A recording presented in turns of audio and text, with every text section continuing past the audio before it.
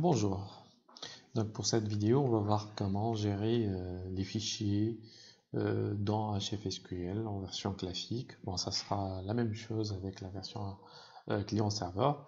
C'est une demande de l'un des internautes, donc on essaie de faire une petite vidéo pour lui montrer et montrer à vous tous donc comment gérer les fichiers, enregistrer le fichier dans la base de données et l'extraire par la suite. Donc on va commencer par créer dans notre analyse un nouveau fichier ou une nouvelle table de données. On va la nommer donc par exemple fichier de cours. Alors justement on représente un fichier, donc ce sera du HFSQL classique suivant. On va garder notre identifiant automatique et on va juste ajouter une nouvelle rubrique ou une nouvelle colonne qui ce sera donc notre fichier lui-même qui sera stocké ici. On va mettre donc par exemple fichier bin comme nom, par exemple fichier binaire. Le type ça sera donc de type sans image binaire et le sous-type ça sera donc autre mémo binaire. Rien que ça. Valider. On a créé notre fichier. Donc on va créer notre page maintenant ou notre fenêtre. On va créer une fenêtre. On va mettre comme titre gestion fichier dans HFSQL. Le nom de la fenêtre, on va mettre fichier fun. D'accord. On va ici donc ajouter une table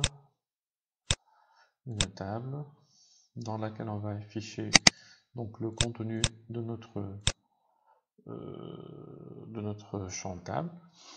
On va juste afficher les idées, les identifiants automatiques. On va pas afficher le fichier mémo car il ne sera pas visible. Donc on va mettre la table en affichage, les fichiers de données chargés en mémoire pour accélérer donc l'accès. Table fichier, on conserve ça par défaut.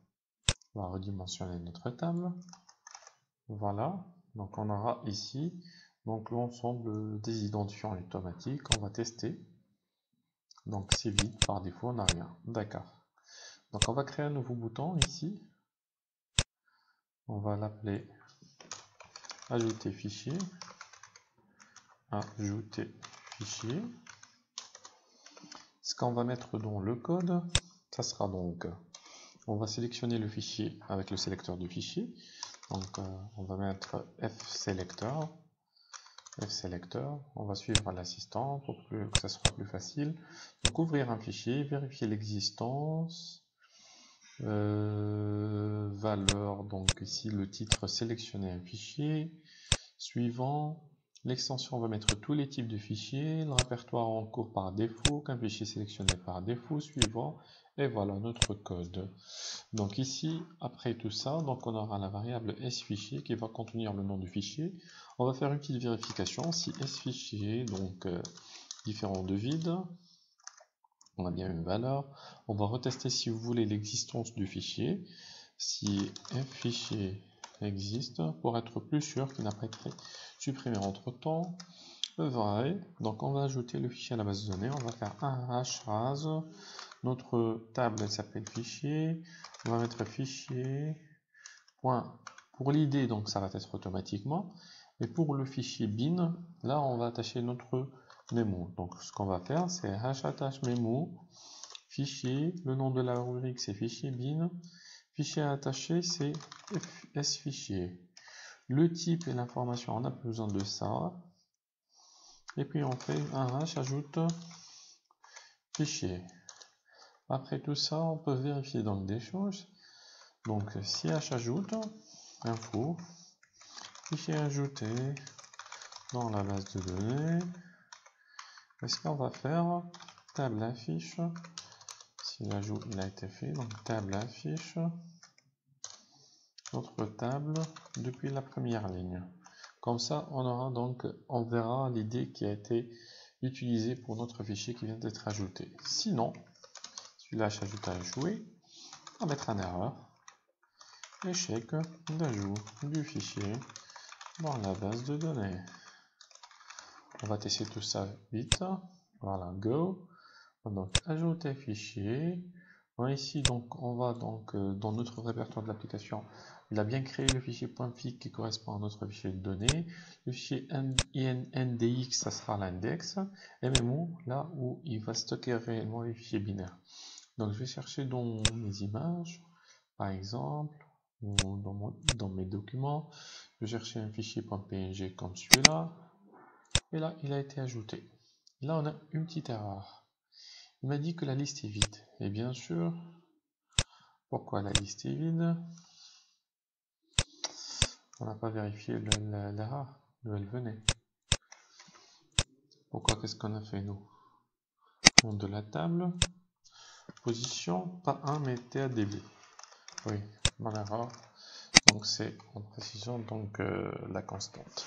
Je l'ai mal renseigné. Donc on va refaire un petit coup. On va ajouter un deuxième fichier si vous voulez. Cette fois je vais aller dans mon bureau, je vais chercher peut-être un fichier Word. Voilà, comme celui-là, il a été ajouté et là le rafraîchissement il a été fait. Maintenant on voudrait extraire ce fichier là depuis la base et l'ouvrir. On va mettre un nouveau bouton cette fois-ci. On va dire, on va l'appeler extraire fichier. Pour que l'extraction soit possible et sans erreur, on doit s'assurer qu'il y a bien une ligne qui a été sélectionnée dans la table. Si table select, table fichier différent de -1, il y a bien une ligne qui a été sélectionnée. On va extraire le fichier. Donc ce qu'on va faire, on va parcourir le fichier, la table fichier qu'on a fait, et extraire l'enregistrement correspondant. Donc je vais faire HLI recherche premier, fichier, l'identifiant, donc on va chercher par l'id. La valeur cherchée, ça sera table fichier point id fichier. Si h trouve fichier, alors donc, il a bien trouvé, sinon erreur, fichier introuvable dans la base de données. Et voilà, dans la base de données. Si je trouve, ce qu'on va faire, c'est un extrait mémo, fichier, la rubrique fichier bin, et le fichier destination, on va mettre par exemple frep en cours, plus le séparateur de fichier, plus le nom du fichier. On va mettre par exemple, je fais n'importe quoi là, xxx.x. Voilà.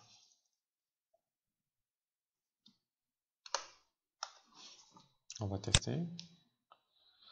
Pour mon premier fichier, extraire fichier, je vais aller dans le répertoire du projet pour voir s'il a bien extrait le fichier. Là, voilà, on retrouve le xxx.x. Dans notre cas, le fichier, le premier fichier, c'était un PNG. Donc, je vais le renommer, l'ouvrir. Il est bien ça. Donc, pour l'autre, c'était un document. On va l'extraire. Un docx.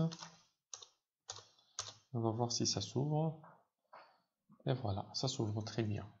Je vais vous montrer une petite astuce. Comment on va faire pour garder au moins le nom du fichier. Donc on va aller dans notre base de données, on va ajouter donc nom fichier, un texte de longueur 100 par exemple. Voilà. Je vais aller donc pour corriger la structure de mon fichier stocké, je vais lancer la synchro. Voilà, il a retrouvé, donc il va ajouter la rubrique à mon fichier de données physiques. Voilà. Maintenant dans l'ajout, on va pas se contenter par l'attachement, et on va ajouter le nom du fichier. Donc ça sera fichier, nom fichier, égal, extrait chemin, fichier, la portion ça sera le nom du fichier et l'extension. Comme ça on aura notre nom de fichier. Et puis par la suite, lors de l'extraction, au lieu de définir le fichier, le nom de fichier et l'extension manuellement, on va avoir donc ici fichier, nom fichier. Voilà. On va tester tout ça. projet, on va supprimer les derniers fichiers qu'on a créés, qu'on a déjà générés. Voilà, on va lancer un petit go. Voilà, test de la fenêtre. On va ajouter là pour déjà pour renseigner la rubrique, la nouvelle rubrique. J'ai ajouté par exemple, qu'est-ce que j'ai là? Par exemple, j'ai une présentation du type PDX. Je vais l'ajouter, il a été ajouté, c'est le numéro 3. Et je vais l'extraire encore une fois. Et là, je vais aller dans le répertoire Exe2. Je vais retrouver donc ma PPTX. Je vais la supprimer encore une fois pour faire le test. Je vais cliquer sur extraire. Et là, ma présentation elle est extraite depuis la base. Donc voilà, je l'ouvre. C'est bien fonctionnel, c'est bien opérationnel. J'espère que que la vidéo vous a aidé. Si vous avez des questions, n'hésitez pas à les mettre dans les commentaires. Un petit j'aime et abonnez-vous à la chaîne. À la prochaine.